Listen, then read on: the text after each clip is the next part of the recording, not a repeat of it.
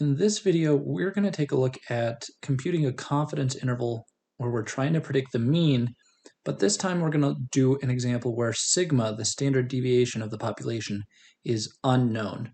This is a much more realistic scenario than the example where we knew sigma ahead of time. And again, the reason for that is if we're trying to predict the mean of a population, it's very unlikely that we would also somehow manage to know the standard deviation of that population without knowing the mean. So in this case, we're going to have a workaround for that situation. So first thing I want to do is kind of point out the difference. What we're going to be doing here is going to be very similar to what we did in section 8.1. We're going to be going through our 5-step process where we find our point estimate, find the critical value, find the standard error, compute the margin of error, and use all of that to put together our confidence interval. And so I want you to think back and recall that the margin of error that we computed before looks like this.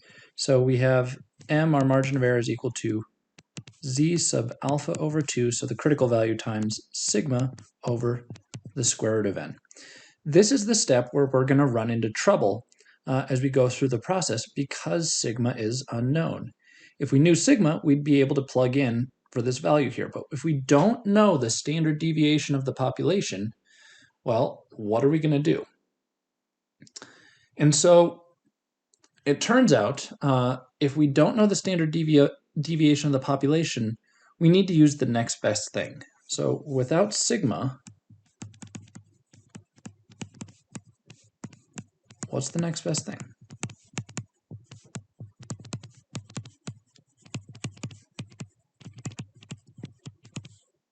So I don't know the standard deviation of the population, but if we're the ones that are conducting this study and taking our sample, we should have all of the data for the sample, and we should be able to compute the standard deviation of the sample.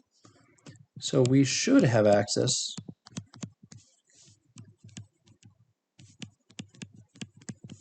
to the data that's required to compute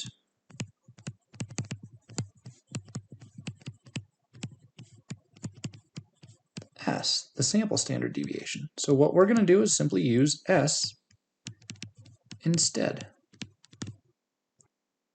So if we use S instead, we should get a margin of error that looks something like this. Oops, not sigma, S over the square root of n. We use the critical value z sub alpha over 2 up in this first case because basically our values of x bar are normally distributed as long as we're using a measure of sigma for our standard deviation. But if we're using S instead, if we use S instead of sigma, it turns out x bar does not follow a normal distribution.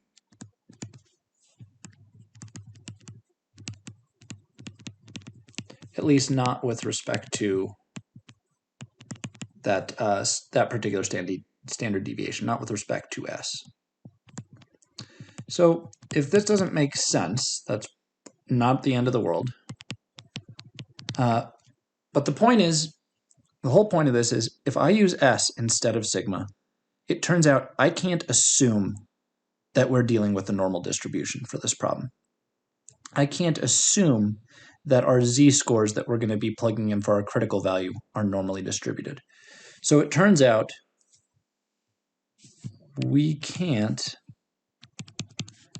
use z sub alpha over 2 for our critical values. And so basically what it's telling me is this formula that we just wrote up here doesn't quite work. Not quite. And this is a big issue. And it turns out this was historically in the field of statistics a big issue for a long time. Um, People wanted to use the assumption of a normal distribution because we can compute so many nice things quickly using the normal distribution.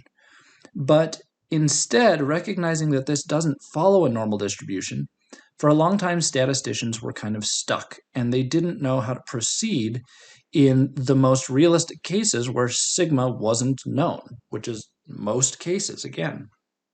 So um, this sort of perplexed the mathematicians and statisticians for a long time until the late 1800s, when a statistician who was working for the Guinness Company. The Guinness Company is the company that makes an Irish beer, if you're familiar with that. It's very popular around St. Patrick's Day. And they are also the company that's responsible for producing the Guinness Book of Records. And the idea originally was basically that the company that produced this beer would have it in all the pubs throughout Ireland. And to entertain the patrons of the pubs, they would also have basically these books that would be sitting in all the pubs that would sort of tell impressive feats of different people. And so this way, if there was a bar dispute at the pub and, Sean O'Malley says he can stuff 25 hard-boiled eggs into his mouth at one time, and he's picking a fight about it. Well, then somebody can just open the Guinness Book of Records and say, oh, well, some guy 2 counties over stuffed 30 hard-boiled eggs in his mouth, so who even cares about the fact that you can claim to stuff 25 hard-boiled eggs into your mouth? Probably not exactly the type of discussions that were being had, but this was the idea. It was the same company that made the beer that also made this book, and the book was basically meant to be used to settle bar disputes, so they would have it in the same pubs that they served their beer in. So as part of putting together this book, the Guinness Company hired statisticians to basically try to quantify how impressive various feats were, decide what should make it into this book of records. Maybe it turns out that stuffing 25 eggs into your mouth isn't that statistically significant or interesting of a thing to be able to do. I'm sure it actually is, but this is the idea. So they hired statisticians to basically kind of run the numbers and figure out what were impressive feats and what were unimpressive feats, things of that nature. And it turns out one of their statisticians, when he was working for their company, came up with a solution to the issue that we're running into here. They were trying to do confidence intervals and later on something that we're going to call a hypothesis test, basically that determine kind of how impressive various feats are. And he came up with a workaround. He found the distribution that this thing is going to follow. So I said it's not going to follow a normal distribution if we use S. Instead, it winds up following something that we're going to call a T distribution. So he figured this out. It was going to basically fix a bunch of the problems at the Guinness Company for setting up the records that they were looking at, but it was also just a very significant discovery in the field of statistics in general.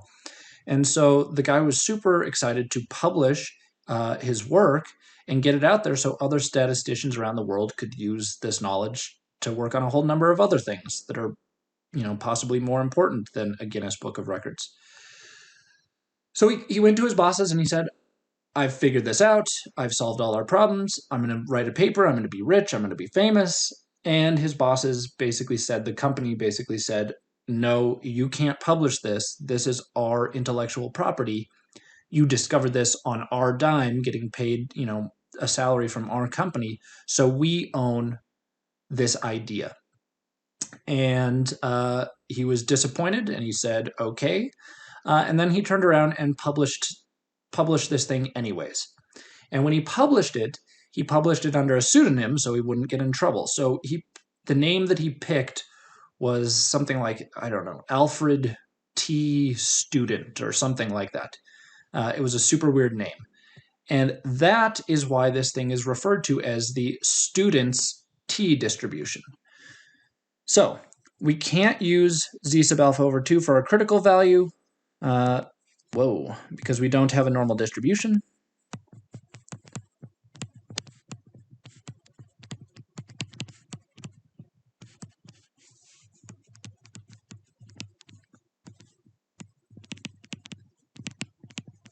Instead,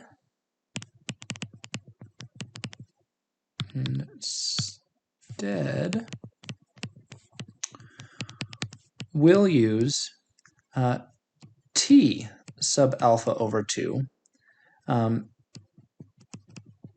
because it turns out the distribution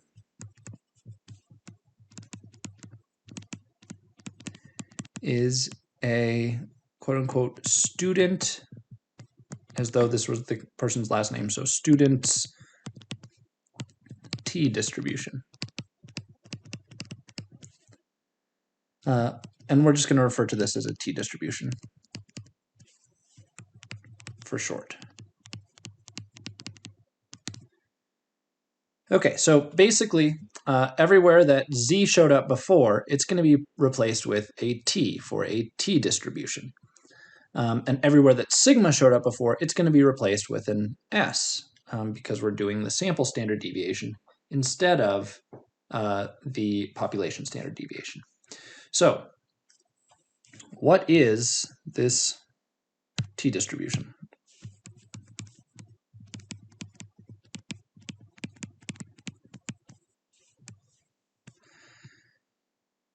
Okay, so it turns out t distributions look very similar to normal distributions, but it turns out there's more than one. There's not just a single t distribution, there are many, and it depends on basically how big of a sample size we have.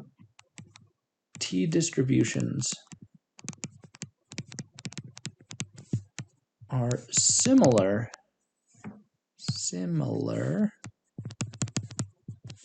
to normal distributions.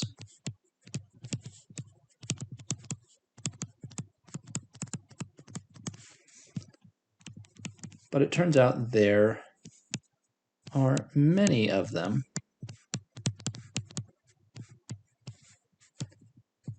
Each one depending on the sample size that's taken.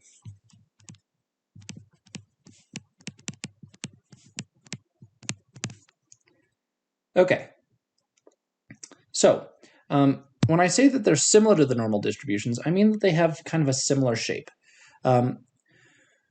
When I say that there are a bunch of them, they're all going to be slightly different shapes, and the exact shape of a particular t distribution will depend, again, on the sample size used.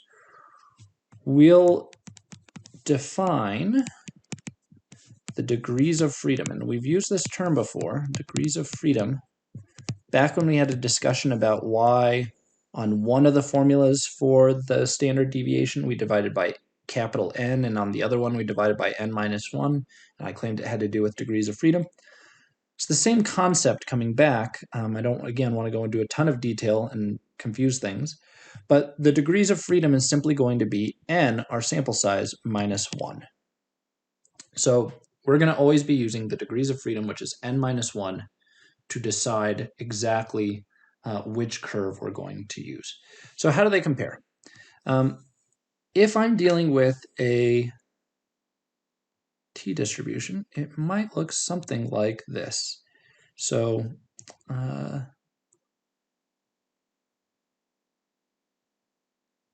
it's still kind of bell curve shaped,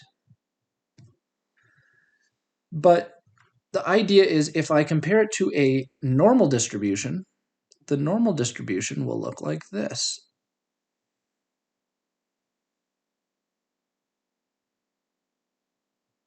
And so what we have is that if this is the normal distribution,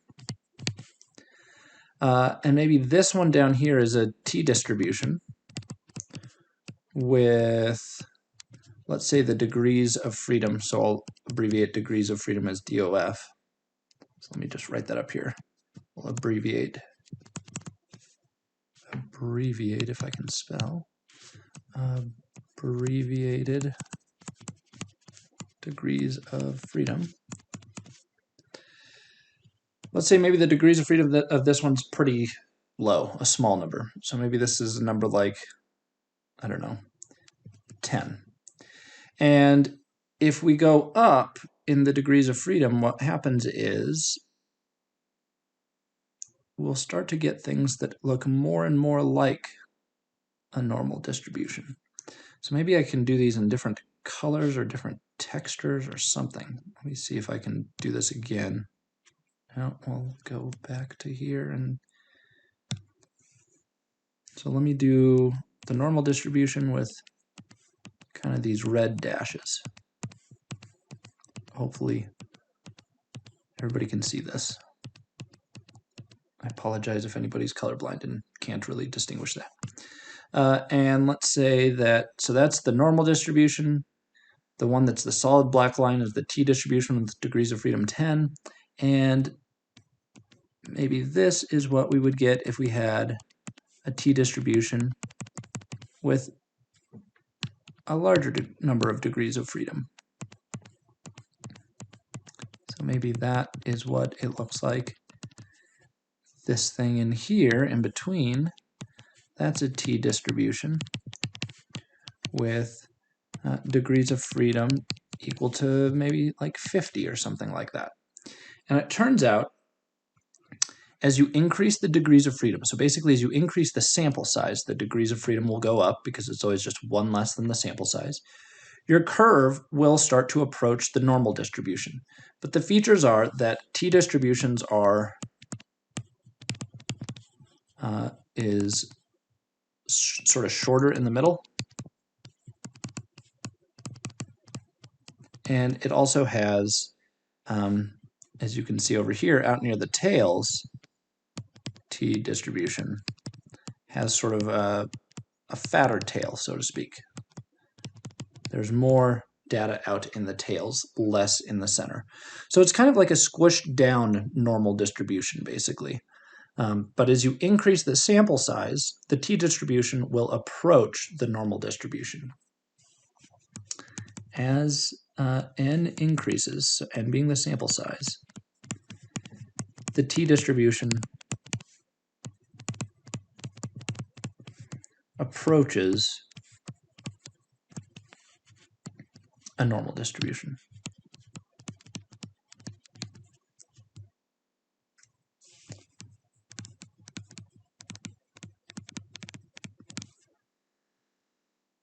So this is going to be the idea. We're going to start using these t-distributions instead of normal distributions. And that means that instead of using table A2, so we can't, let me actually do it this way. Let me write it this way. If we're dealing with a normal distribution,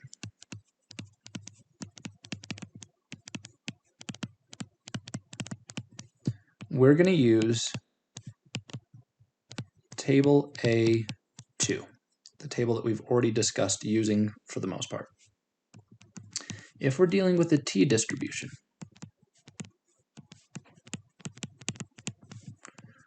the only table we're going to be allowed to use is table A3.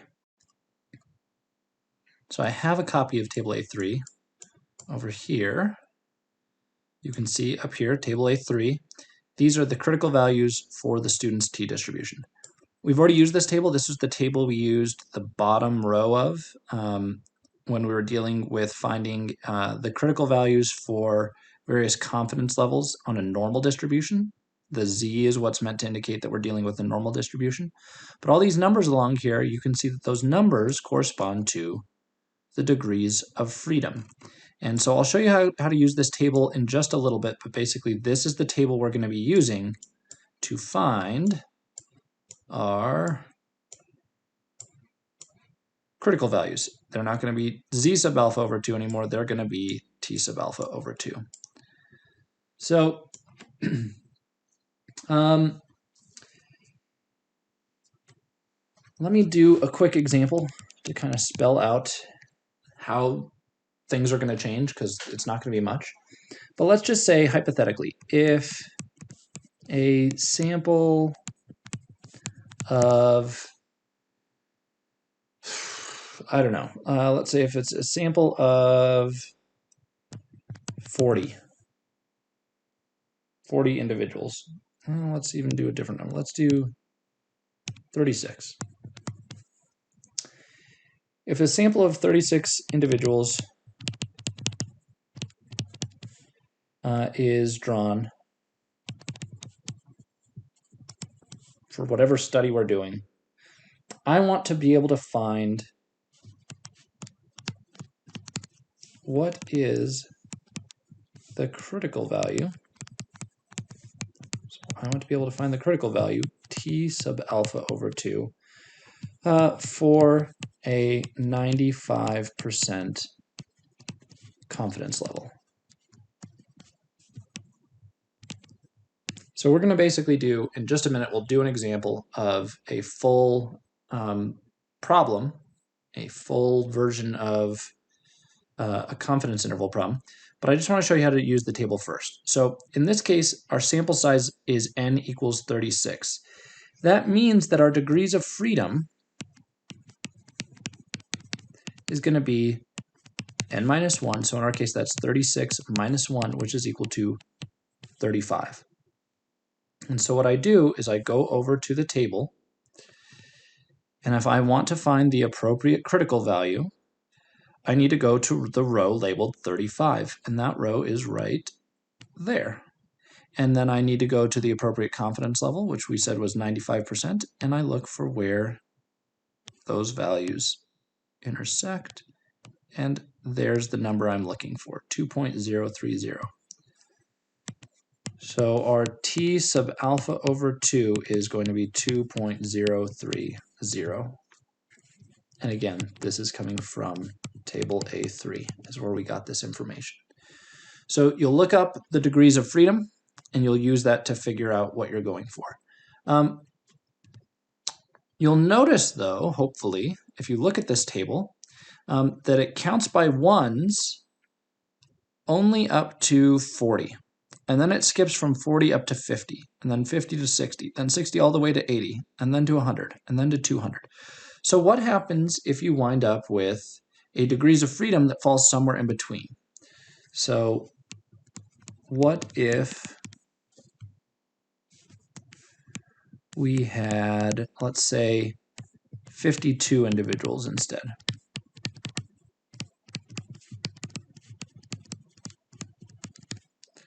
So now our degrees of freedom, which again is n minus 1, is going to be 52 minus 1, which is 51. And so I would go look for row 51. But there is no row 51. So what do? Well, it turns out we don't just round to the nearest value, we have to round down. So in this case, it's closer to 50 anyways. 51 would be a little bit closer. But basically, we want to round down in this case because we want to round in a conservative direction. What do I mean by that? These degrees of freedom, essentially, we just said correspond to sample size. And so in general, bigger is better. If I wound up getting a number, in this case 51 for our degrees of freedom, that's a little bit better than having a degrees of freedom of 50. And so by saying that we're just going to use 50 instead, we're being conservative. So if I wanted a 95% confidence level, in this case, I would need this number right here, corresponding to row 50. So in this case, we rounded down in the conservative direction. So our t sub alpha over 2 is equal to 2.009, which again corresponded to row 50 of table A3. Let's do one last example, and then I'll explain this one more time just in case it didn't make a ton of sense the first time. What if we had, let's say, what if we had 60? What if we had 60 individuals in our sample?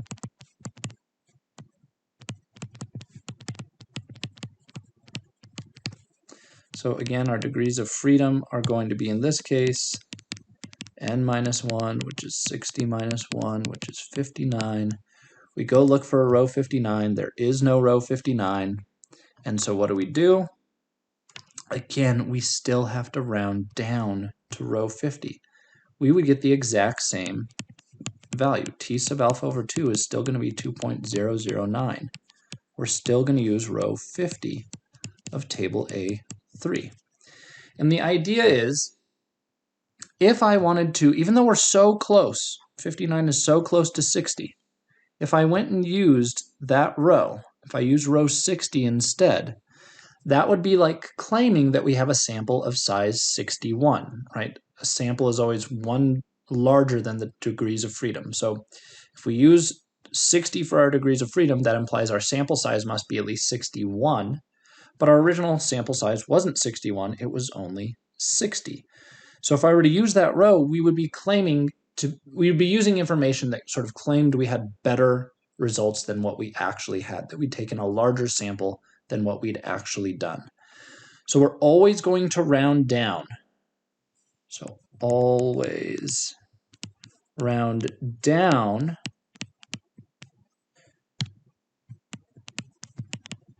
to be conservative. It's kind of similar to how we always had to round up when we were doing our necessary sample size problems, and that was kind of confusing. But again, it was rounding in a conservative direction. If our math told us that we needed 52.3 people in our sample to get the results we're looking for, we'd have to round that 52.3 up to 53, because by rounding down, we wouldn't have quite enough people in our sample to get the results that we were wanting to get. So in that case, rounding up was being conservative. In this case, rounding down is being conservative. We don't want to claim to be getting stronger results than what we're actually getting. So now that we've gone through this whole mess, I want to talk about what is the procedure going to be. So what are the assumptions and what is the procedure to do a confidence interval? So, and then let's actually do one.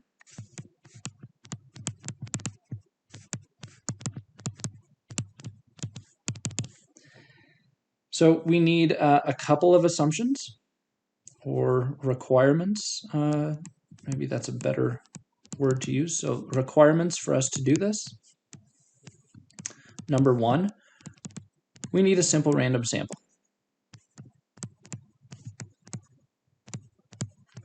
If you don't take a simple random sample, then it basically means your data is going to be skewed. Your data is going to be garbage. And you can't use garbage data and expect to get magically good results from bad data. And the second is that we need a large sample.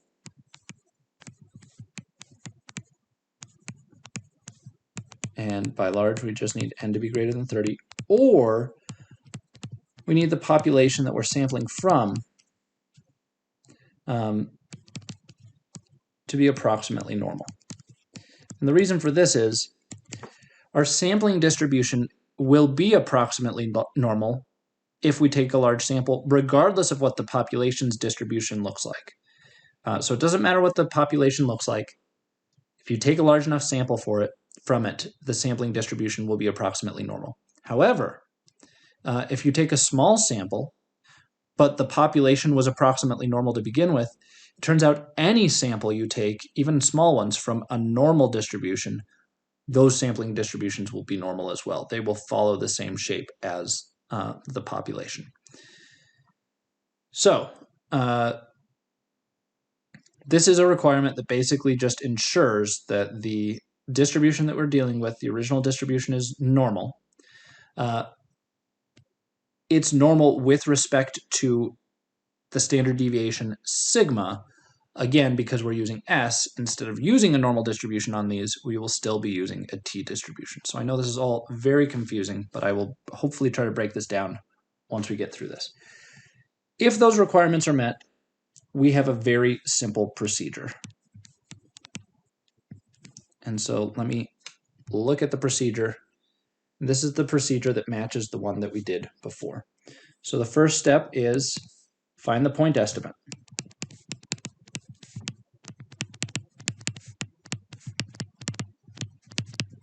point estimate is going to be X bar. So we're still looking for X bar. That's our best guess if we had to give one single number. Number 2, find the critical value. But now the critical value isn't z sub alpha over 2, it's t sub alpha over 2. And it's going to depend on the given degrees of freedom, which again is n minus 1, one less than the sample size. Step number 3, find the standard error. And the standard error, which used to be sigma over the square root of n, now it simply looks like s over the square root of n. It's the only difference there. Step number 4, compute the margin of error. So find the margin of error.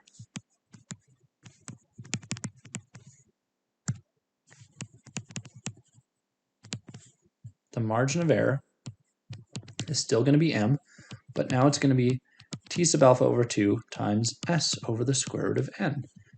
So it's still going to be the result of step 2 times the result of step 3.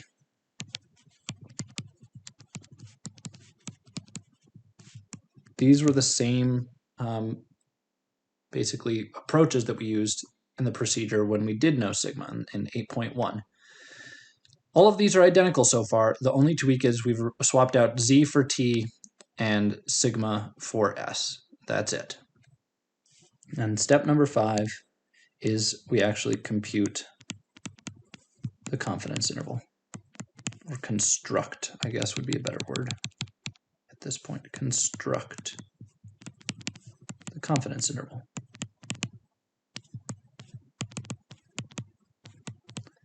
And it's still going to be x bar plus or minus m. So it's still going to be step 1 plus or minus step 4. So we have an identical procedure word-wise. The only tweaks are we're now using t instead of z and s instead of sigma. That is the only difference. So let's do an actual example on one of these and see how it goes. Let me find a good one here.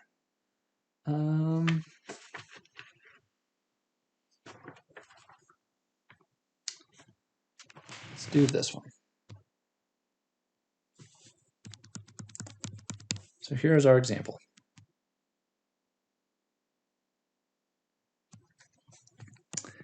A random sample of, let's say, 37 US colleges had a mean tuition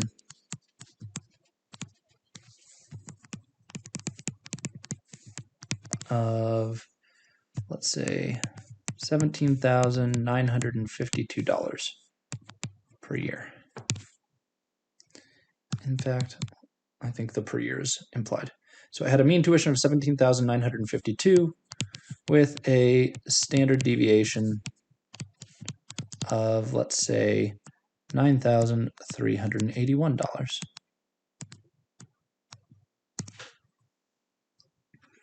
I want to find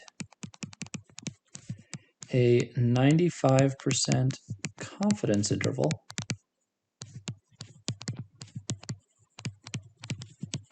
for the mean tuition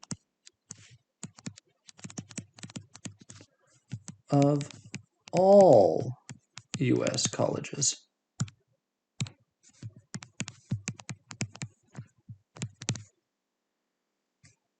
So we're trying to predict the average tuition at all US colleges, and we're doing that by taking a sample of, in this case, 37 randomly selected US colleges.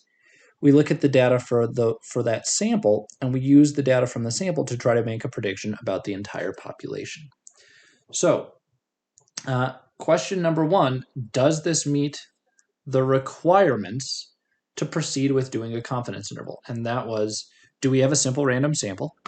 And that's stated right here. We've got a simple random sample, or at least I called it a random sample.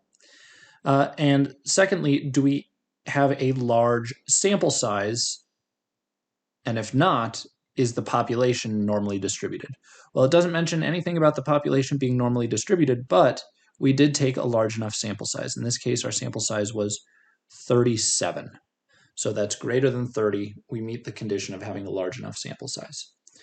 So if we do our confidence interval step by step, step one is to find the point estimate. And that is given in the problem. It is x bar, the sample mean, and the sample mean was 17,952 had units of dollars. Incidentally, if you have a problem, and I think there's a couple on the homework where they don't give you the pre-computed mean or the pre-computed standard deviation, you would find the mean and standard deviation the same way that we've been doing the whole semester. So you'd find x bar and s using either your graphing calculator or Excel, and you could just find the numbers from a big list of data.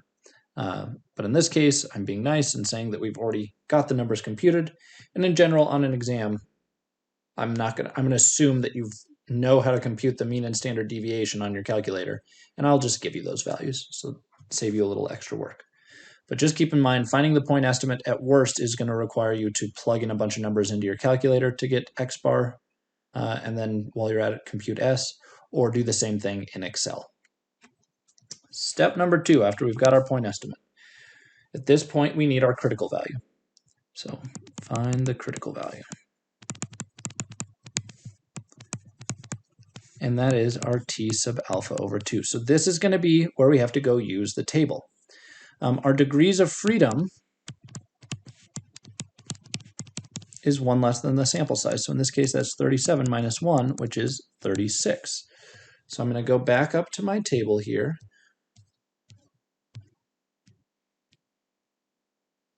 And I need to use, let me erase everything that's here now.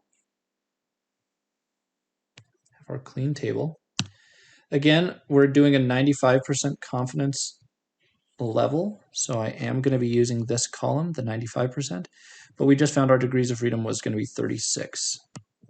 And so I check to see where those two numbers, or that row and that column, intersect. And here's the number that we're looking for. So that is my critical value, 2.028.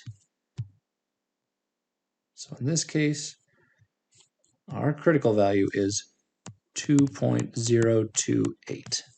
And this is, again, just coming from table A3. That's where we got this number. Step number 3, we need the standard error.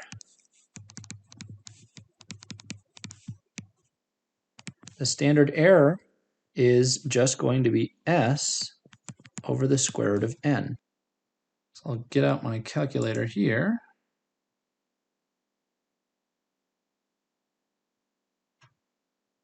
Let's see if I can get these on the same page at once. So S is the standard deviation of our sample. That is given right here. It's the 9,381. I'm dividing that by the square root of 37, the square root of the sample size. So again, I'm not using 36. I'm not using the degrees of freedom here. I'm using the original value of n, which was 37. I plug that into the calculator. 9381 divided by the square root of 37. And hit enter. And I got about $1,500 bucks. Let's see here. That's going to be, again, because this had units of dollars as well. 1542, let's call that, and 23 cents. So that's our standard error. I can now find the margin of error by simply multiplying my result from my second and third step together. So find the margin of error, which is going to be that m, our margin of error, is 2.028. That's the result from step 2 right here, times 1542.23. And when I do that, I get approximately, so let's just do that previous answer times 2.028, hit enter, and I've got 31, 27, 64-ish.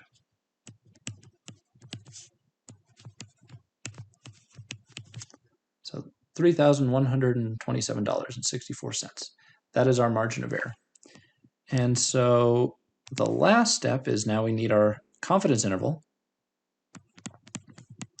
So we're going to construct the confidence interval. And the confidence interval, again, is going to be x bar plus or minus m. So step 1, which was 17,952, plus or minus 3,127.64. And so this will give us two possible values. At the low end, I will get 17,952 minus 3127.64. So that gives me at the low end 14,824.36 up to, at the high end, I need to add those numbers, so 17,952 plus 3127.64 up to $21,079.64. So there is my confidence interval. In plain English, we are 95% confident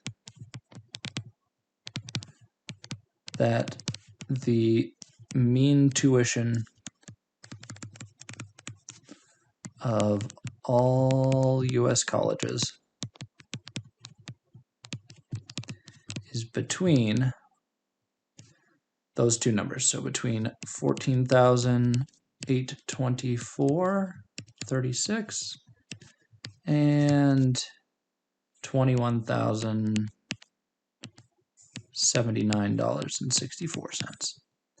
And honestly, you know, the pennies are probably insignificant at this point. You could probably just use rounded to the nearest dollar, and that would be fine. How can we do this on the calculator? If we're doing this on the calculator, and again, doing this in Excel, there's nothing to do in Excel. It's just going through these numbers and basically computing everything by hand as we just did here. But if you have the calculator, there is a shortcut way to do it. Again, I want to go into my list of tests. So I'm going to do my stat button, and I want to go over to the list of tests. And in this case, again, remember we're doing confidence interval, so I'm looking for the word interval. But now we're not using a z-score anymore. For these problems, we're using a t-score. So I need to go down and find option 8, a t-interval. So this is a t-interval. And it'll ask for stats or data. Again, data is if you just have the raw list of numbers. Stats if you've already got the mean and standard deviation computed. So we already have those stats computed. Here for us, that x bar value is 17,952. The standard deviation in this case is going to be, where is it written? Right here, 9381. It'll ask for our sample size. Our sample size was 37 US colleges, and we've got a 95% confidence level. So go down and hit calculate. And it's going to think about it. And what it spits out is the exact answers that we got, in this case, rounded to the nearest dollar. So on the calculator, zoom in so we can read this a little better. On the calculator, we want to hit the stat button, go to our list of tests.